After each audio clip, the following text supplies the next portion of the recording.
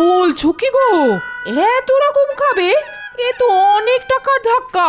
তারপর আমার খাটুনি, কি করে হবে এসব? এসব নিয়ে এক্কেবারে দুশ্চিন্তা করো না গিন্নি, এক্কেবারে দুশ্চিন্তা করো না।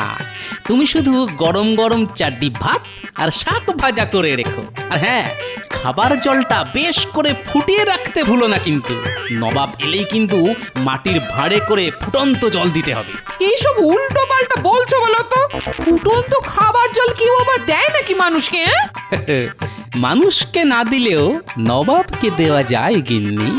আর নবাব তো সবকিছুই গরম গরম খেতে চেয়েছেন। আসুন আসুন নবাব বাহাদুর, কি সৌভাগ্য আমার যে বেগম সাহেবাকে সঙ্গে নিয়ে আপনি আমার নিমন্ত্রণ রক্ষা করতে এসেছেন। আরে আসতে তো হবেই কৃষ্ণচন্দ্র, আর তুমি নিমন্ত্রণ করেছো আর আমি আসবো না? আসুন, ভেতরে আসুন, আসুন।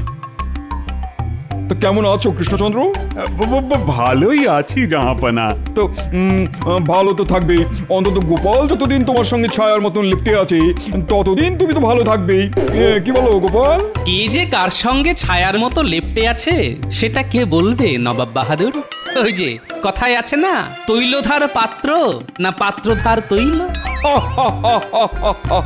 বেড়ে বলেছো গোপাল, হ্যাঁ।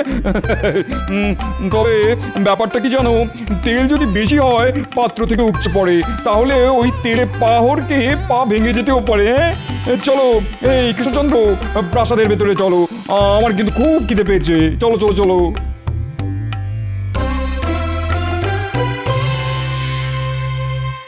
হলো তো নবাবের সাথে আগ বাড়িয়ে কথা বলতে যাওয়ার ফল হলো তো?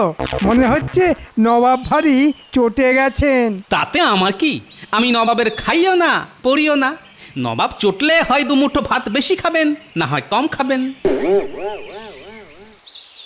শুনলে সেনাপতি, গোপালের চ্যাটাং চ্যাটাং কথা শুনলে? সে তো শুনলামই। যেদিন নবাবের খপ্পরে পড়বে না, সেদিন দেখবে ওর কি হাল হয়। ঠিক বলেছেন মন্ত্রী মশাই, গোপালের হবে এমন হাল যেন ফুটো নৌকো ছেঁড়া পাল। আসুন নবাব বাহাদুর আসুন, এইবার প্রাতরাশটা সেরে নিন। আরে করেছো কি কৃষ্ণচন্দ্র? এত খাবার কি খাওয়া যায় নাকি? এ তো কি বলছেন? না না না না, এ তো অতি সামান্য। এটা সামান্য? এই পরিমাণ দল খাবার যদি সামান্য হয়, তাহলে মধ্যাহ্ন ভোজনের অসামান্য খাবারের পরিমাণ যে কি হবে সেটা ভাবলেই তো আমার কেমন ভয় হচ্ছে। তাহলে কি কিছু খাবার তুলে নিতে বলবো?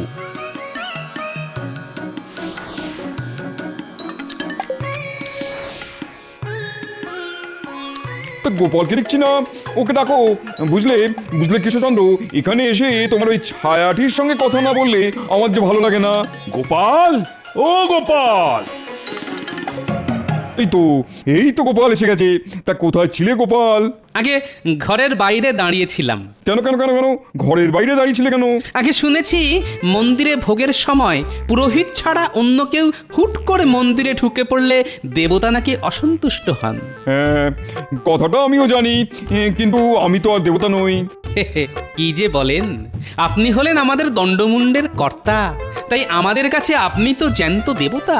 হুজুর, কি জাহাপনা, কিছু কি ভুল বললাম? মনে হচ্ছে গোপাল আমায় কথার খোঁচা দিচ্ছে। ঠিক আছে, দেখো এবার আসল খোঁচা কাকে বলে। এই শোনো কৃষ্ণচন্দ্র, আজ আমি গোপাল আর তোমার মন্ত্রীর সাথে একসঙ্গে মধ্যাহ্ন ভোজন করব। তুমিও অবশ্য সঙ্গে থাকবে। এই তো খুব ভালো কথা জনাব। আচ্ছা, আপনার ইচ্ছে মতোই সব ব্যবস্থা হবে। গোপাল, বলুন হুজুর। তাহলে এখন বুঝতে পারছো তো, তুমি যাকে জ্যান্ত দেবতা বলছো সেই দেবতা কিন্তু তোমার সঙ্গে একসঙ্গে খেতে চাইছে। এ আপনার মহানুভবতা হুজুর। এই মিচকে পোনা করা আজ আমি ঘুচিয়ে দেবো তোমার। আমি তাহলে এখন আসি হুজুর। কোথায় যাচ্ছ? দুপুরে আপনার সঙ্গে একসাথে খাবো বলে কথা। ভালো করে চান করে কাঁচা পোশাক পরে আসতে হবে না? ঠিক আছে, যাও। গোপাল, বাড়ি যাবার পথে মন্ত্রীকেও কিন্তু দুপুরে খাওয়ার ব্যাপারটা বলে যেও। ঠিক আছে মহারাজ।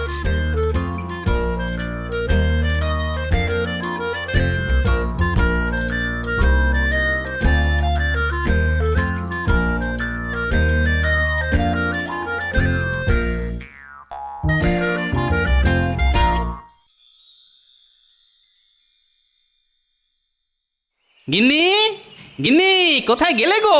কি হলো কি বাড়িতে পা দিয়ে এমন হই হই শুরু করে দিলে কেন গিন্নি আজ নবাব বাহাদুরের সঙ্গে একসাথে খাওয়ার নিমন্ত্রণ পেয়েছি, আর নিমন্ত্রণ করেছেন স্বয়ং নবাব। দাও দাও দাও গিন্নি, তোমার ওই মাথায় মাখার সুগন্ধি তেলটা একটু দাও তো, মাথায় মেখে টপ করে পুকুর থেকে ডুবটা দিয়ে আসি। কত ছিঁড়ি দেখো, বলি মাথায় তো চুল নেই, তা গন্ধ তেল মাখবে কোথায় তোমার ওই চকচকে টাকে? আয় আয় দেখো গিন্নি, আমার এই টাক নিয়ে খোঁটা দেবে না বলে দিচ্ছি। বলি এই কৃষ্ণনগরে এমন আরেকটা টাক খুঁজে পাবে কেউ? শোনো, যা বললাম তাড়াতাড়ি করো, তেল গামছা কাঁচা পোশাক সব বের করে রাখো। আজ না আজ খুব সেজে গুজে রাজপ্রাসাদে খেতে যাব। এই রে, কি হলো আবার? মহারাজ তো মন্ত্রীমশাইকে বলতে বলেছিলেন, তাড়াহুড়োর মাথায় সেটাই তো ভুলে গেছি। গিনি আমি চট করে মন্ত্রীর ওখান থেকে ঘুরে আসছি, তুমি সব বের করে রাখবে কিন্তু।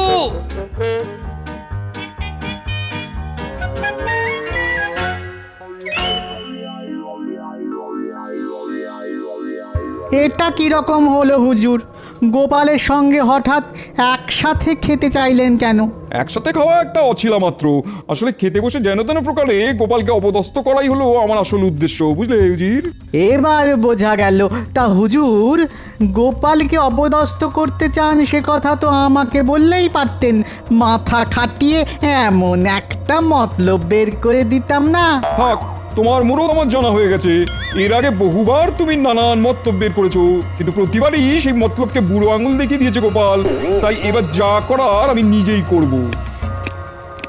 হুজুর, আপনার দুপুরের খাবার প্রস্তুত। তাই নাকি? তা গোপাল এসেছে?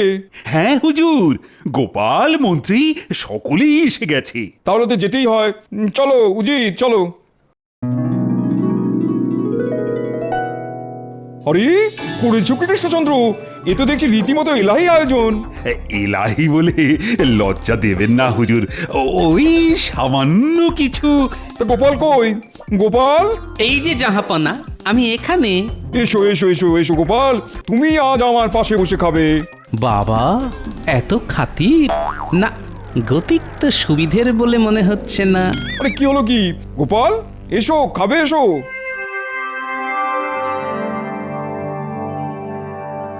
তাহলে এবার খাওয়া শুরু করা যাক। এই কি জাহাপনা, খাওয়ার আগেই যে আপনি জল খেয়ে ফেললেন। জল খেয়ে পেট ভরিয়ে ফেললে খাবেন কি করে? আসলে খাওয়ার আগে এক ঢোক জল খেয়ে গলা ভিজিয়ে না নিলে আমার গলা দিয়ে আবার খাওয়ার নামে না। এটা আমার বহুদিনের অভ্যেস। বড় অদ্ভুত অভ্যেস তো। আচ্ছা গোপাল, বলুন জাহাপনা। শুনেছি তুমি নাকি প্রচুর খেতে পারো। ঠিকই শুনেছেন হুজুর, গোপাল হাসতে হাসতে একসঙ্গে 20 জনের খাবার খেয়ে নিতে পারে। তাই নাকি? তাহলে তাহলে আজকে খেয়ে দেখাও তো গোপাল। কি যে বলেন হুজুর, সে অল্প বয়সে একটু আধটু খেতে পারতাম, কিন্তু এখন বয়স হয়ে গেছে, তাই আর আগের মতো খেতে পারি না হুজুর। আচ্ছা গোপাল, তুমি তুমি কখনো কাউকে নিমন্ত্রণ করে খাইয়েছো? নিমন্ত্রণ? গোপাল করবে নিমন্ত্রণ? কি যে বলেন হুজুর, আপনি ভাবতে পারবেন না ও কি ধরনের কিপটে। কি গোপাল, মন্ত্রী কি বলছে? তুমি নাকি খুব কিপটে?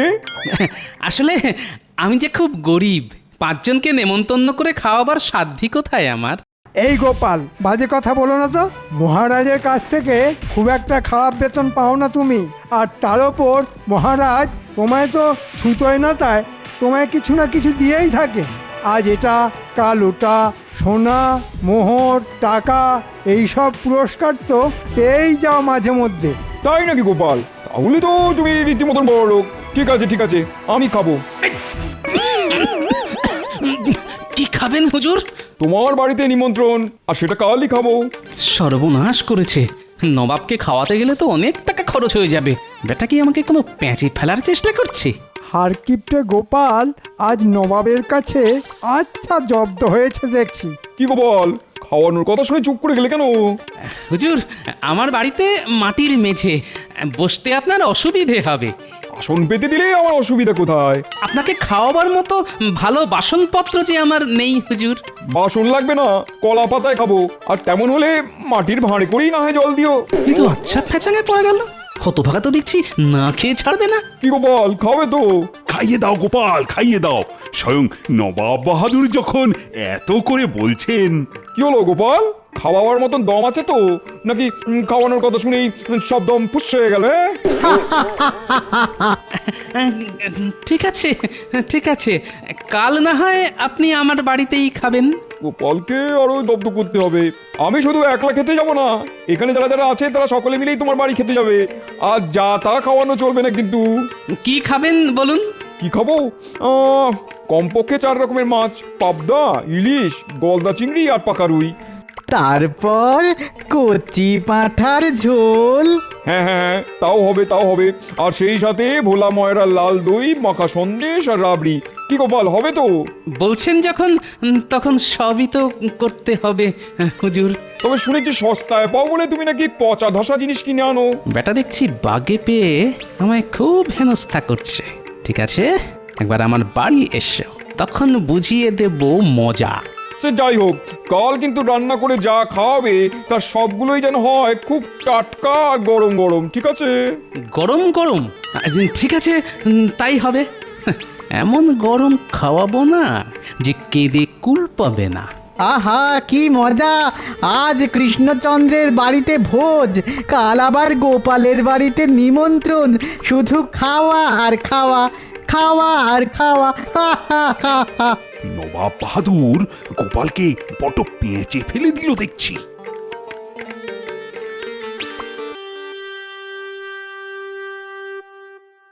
বলছো কি গো, এত রকম খাবে?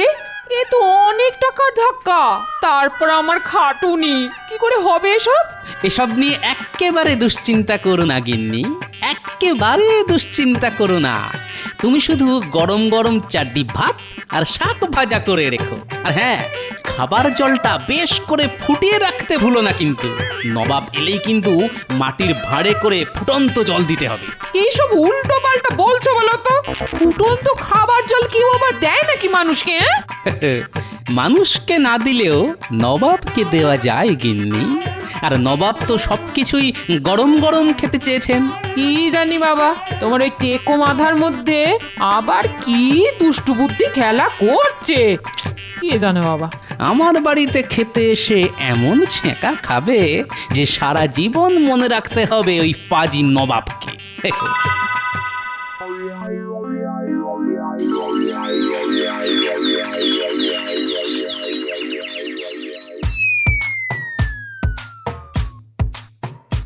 গিন্নি, গিন্নি, গিন্নি, পেতে ফেলো, পেতে ফেলো, বেড়ে ফেলো। কি পাতবো?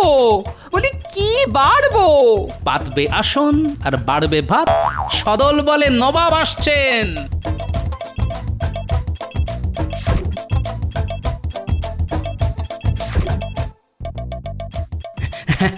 আসুন আসুন নবাব বাহাদুর, আসুন মহারাজ। আহা কি সৌভাগ্য আমার। খাবার প্রস্তুত? আগে প্রস্তুত হুজুর। ওই যে আসন পাতা হয়ে গেছে, শুধু কষ্ট করে বসে পড়লেই সব একেবারে গরম গরম এসে পড়বে। কৃষ্ণচন্দ্র, তাহলে বসে পড়া যাক, কি বলো?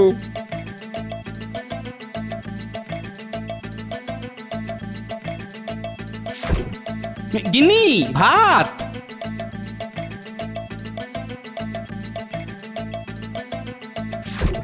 এ কি, শুধু শাক ভাত? আগে শাক ভাত দিয়েই তো ভুরি ভোজ শুরু করতে হয় হুজুর। এরপর ধাপে ধাপে সব আসবে। কি হলো হুজুর? আমার খাবার জল লাগবে যে। ও হ্যাঁ হ্যাঁ হ্যাঁ, খাবার আগে এক ঢোক জল খেয়ে গলা ভিজিয়ে নেওয়া তো আবার আপনার বহুদিনের অভ্যেস। গিন্নি, চটপট জল।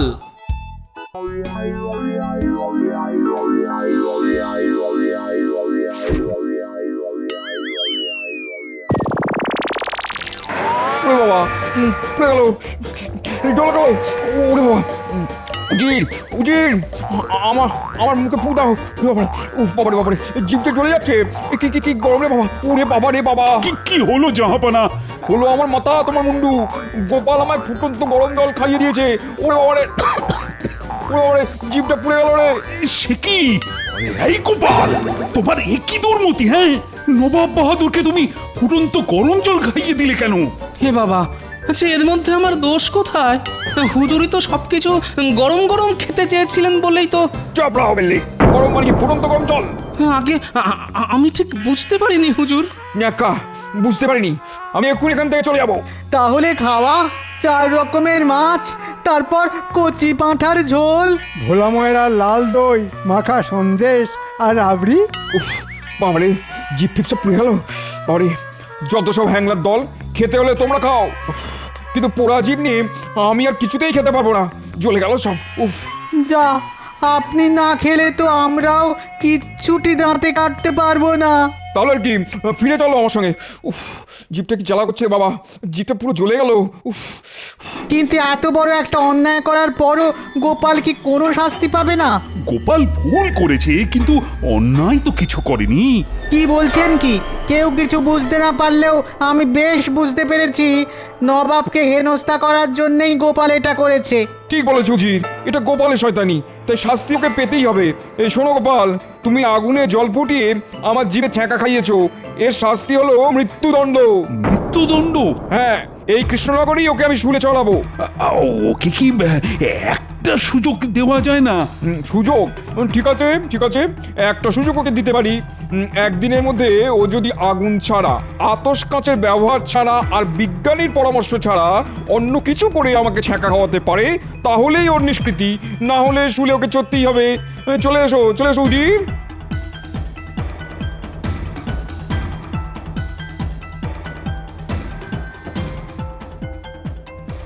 এ কি করলে বলো তো গোপাল? হ্যাঁ, এবার যে তোমাকে শুলেই চড়তে হবে। চিন্তা করবেন না মহারাজ, আপনার গোপালকে শুলে চড়ানো এত সহজ নয়।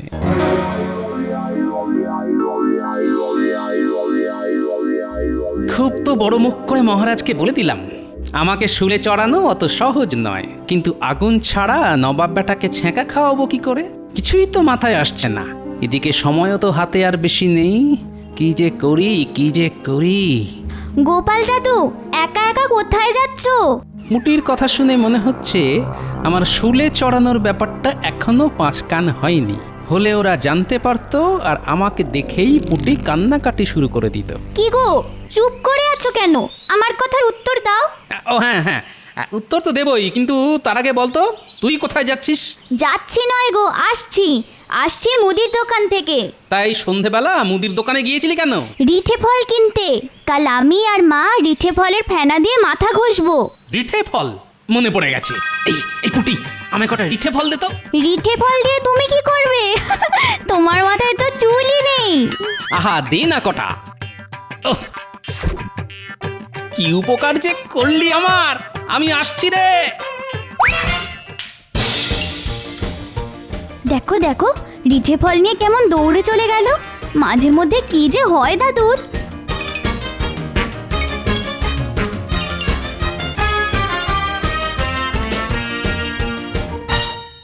তুমি কি করলে ঠাকুর? মানুষটার কিছু হয়ে গেলে আমি যে আর বাঁচবো না ঠাকুর, আমি যে আর বাঁচবো না। আমারও কিছু হবে না। আর ঠাকুরের ইচ্ছে তুমিও যেমন বেঁচে ছিলে তেমনই বেঁচে পড়তে থাকবে গিন্নি।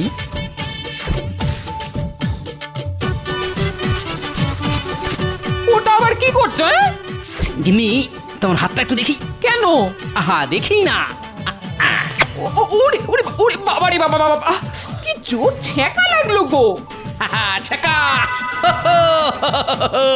ছেকা, মার দিয়া কেল্লা। আমি আসছি গিন্নি।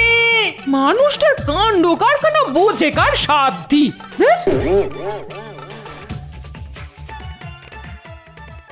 বুঝলে উজি, গোপালকে একবার শুলে চড়াতে পারলেই কেল্লা ফতে। এরপর আমি কৃষ্ণচন্দ্রকে নানান ভাবে নাস্তানুবোধ করে ওর কাছ থেকে কৃষ্ণনগর কিনে নেবো, বুঝলে?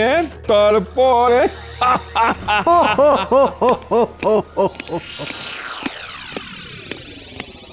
কি ব্যাপার, তুমি এই সময় এখানে কেন কৃষ্ণচন্দ্র? বলছিলাম কি মানে ওই গোপালকে কি কোনোভাবে ক্ষমা করে দেওয়া যায় না? মানে ওই শুলে চড়াবার বদলে যদি অন্য কোনো শাস্তি। না না না না, ক্ষমা নয় ক্ষমা নয়, ওই বেয়াদবটার কোনো ক্ষমা নেই। শুলে ওকে চড়তেই হবে। আসতে পারি? ছ্যাঁকা খাওয়াতে এসেছো? আগে হ্যাঁ, আগুন ছাড়া তো? সঙ্গে কোনো আগুন নেই, তাই অবশ্যই আগুন ছাড়া। সূর্য অনেকক্ষণ ডুবে গেছে, তাই আতস কাঁচও কোনো কাজে লাগবে না। আর বিজ্ঞানীকে তো আপনি নজরবন্দি করে রেখেছেন হুজুর।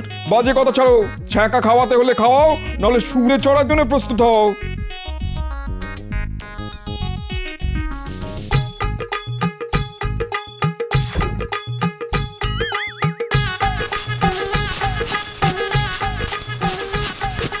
তাহলে আপনার হাতের তালুটা একটু বাড়িয়ে দিন হুজুর। উই বাপরে, এ কি জোরে থাকা গেলাম রে!